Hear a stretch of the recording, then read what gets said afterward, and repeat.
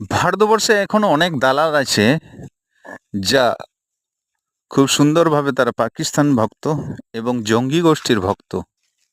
এইসব দালালদের দালালি করার জন্যই আমাদের হিন্দু কিছু পর্যটক আজ নিজেদের জীবন এবং পরিবারকে ছেড়ে চলে গেলেন।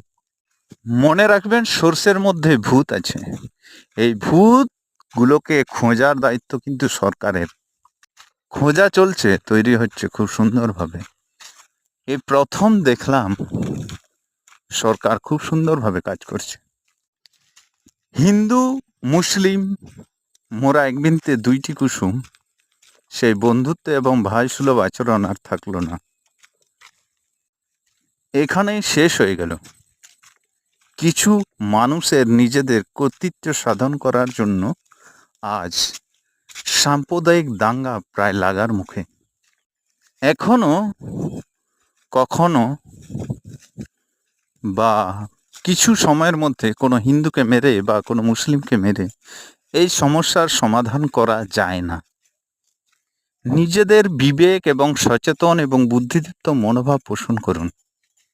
যারা এই জঙ্গি সংগঠনের যুক্ত তাদের বিরুদ্ধে যান। নিজে না পারুন প্রতিবাদ করতে, দরকার হলে সোশ্যাল মিডিয়ার মাধ্যমে প্রতিবাদ করুন। আজ আপনি যদি বসে থাকেন, মনে রাখবেন আপনি বসেই থাকবেন, আপনি কখনো দাঁড়াতে পারবেন না। বাংলাদেশের অবস্থা কি দেখলেন? হিন্দুরা বিতাড়িত। মুর্শিদাবাদে কি দেখলেন?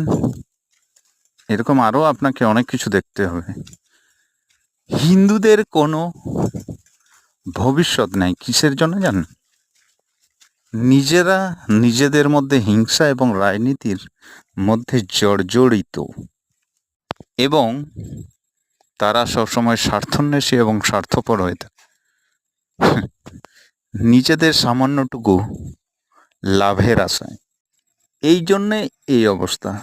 আর মুসলিম সম্প্রদায়ের মানুষ কিন্তু এটা নয়। যাই হোক, আমি সাম্প্রদায়িক দাঙ্গা লাগার পক্ষে নয়। হিন্দু ব্যতীত অন্য সম্প্রদায় মানুষের বোঝা উচিত। আর হিন্দু সম্প্রদায়কে আবার আরেকবার বলছি, আপনি কিছু না পারেন অন্তত জেগে উঠুন, আর ঘুমাবেন না।